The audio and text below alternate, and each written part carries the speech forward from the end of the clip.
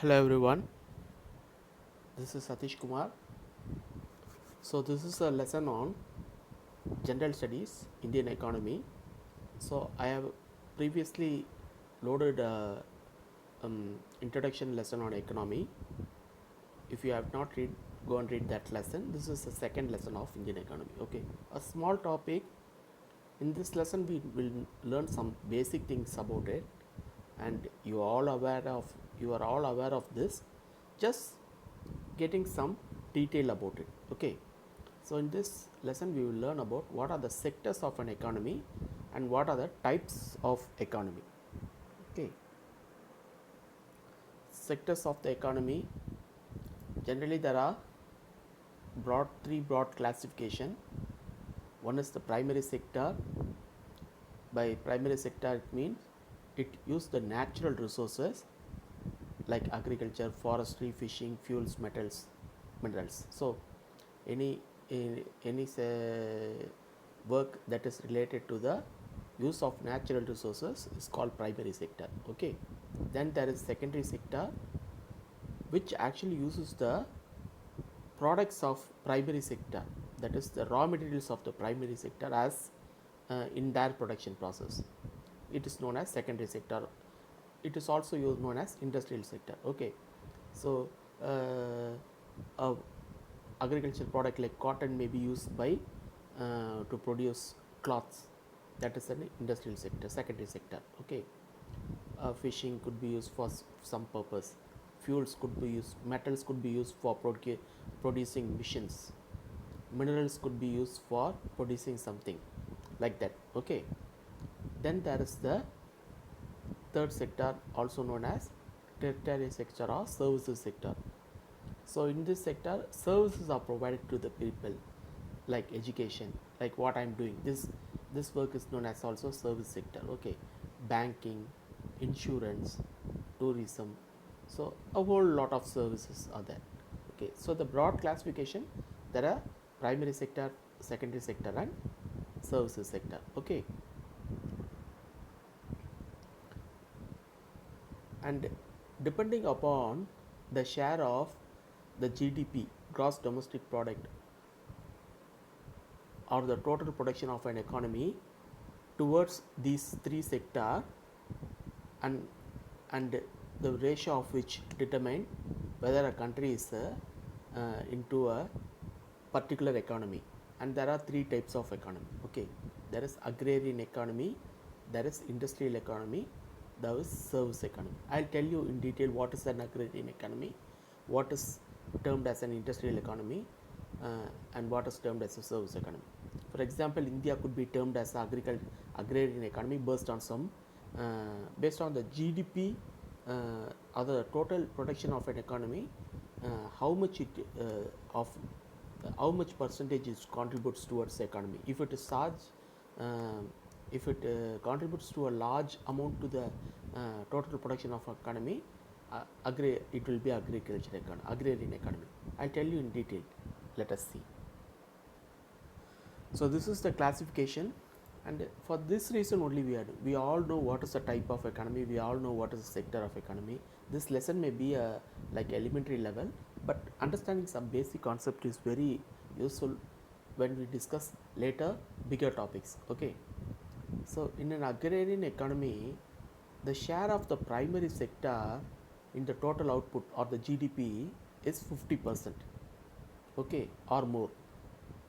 When the share of an agriculture, that is the primary sector, towards the GDP, gross domestic product of a country, if its share is above 50% or above, it is called as an agrarian economy. There is also one other condition, that the population of the also should depend 50% or more on the on that sector. So in India, if you see today, still 50% of the population are dependent on agriculture, but agriculture is not contributing 50% of the revenue towards GDP. Okay, so there is a mismatch. I'll discuss. So, but at the time of independence, India was an agrarian economy where number of people, more than 50% of the people were in the agriculture economy employed, and more than 50% of the India's income came from agriculture. So at the time of independence, India was an agrarian economy. But today India is not an agrarian economy, since the sector is not contributing 50%. It is contributing less than 20% towards the GDP. Okay, but still 50% of the population are relied on agriculture. Okay, so at present the largest share of India's GDP comes from the services sector. Okay, so there is some discrepancy. We'll see about it. The second thing, so similar point here. If the industrial sector contributes 50% of the GDP, 50% towards GDP, and employs 50% or more population, it will be considered as an industrial economy. One big problem for India is India was never a industrial economy. Okay, India never witnessed this, that is the 50% of the share of the GDP never came to India from industrial sector. Okay, it reached somewhere around 40%, but from 1940s to 19 during independence, India was an agrarian economy. Then India slowly moves towards industrial economy, but it never reached fully industrial economy. Suddenly it shifted towards the service economy, being a, okay, we will see that. So this created a lot of macro and microeconomic challenges. That is why India's industry was never fully industrialized. Okay, so at one end we have huge people with poverty. At the other hand, we also have some people who are working in the service sector or well off. So the industrial sector didn't happen, which could have created a large number of middle class people. Okay,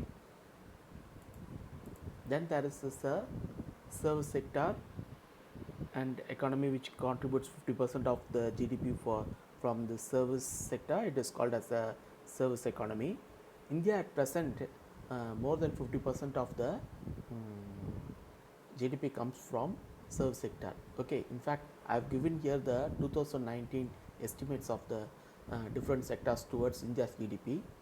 If you could see here, the services sector contributes 54.4%. In fact, it all in the 2017-16 law, it contributes nearly 60%.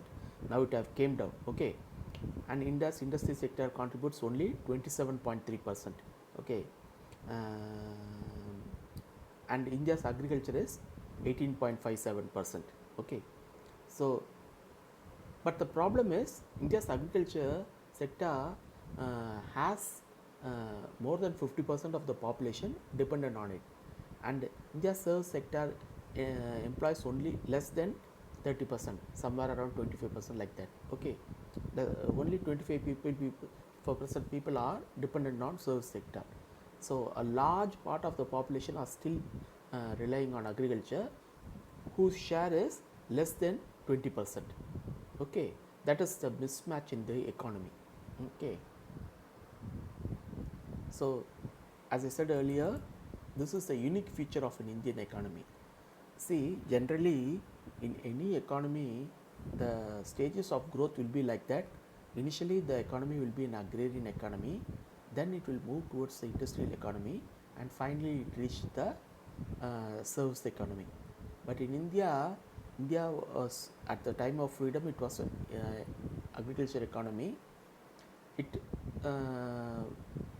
skipped the stage of being an industrial economy and straight away became a service economy in the 1990s.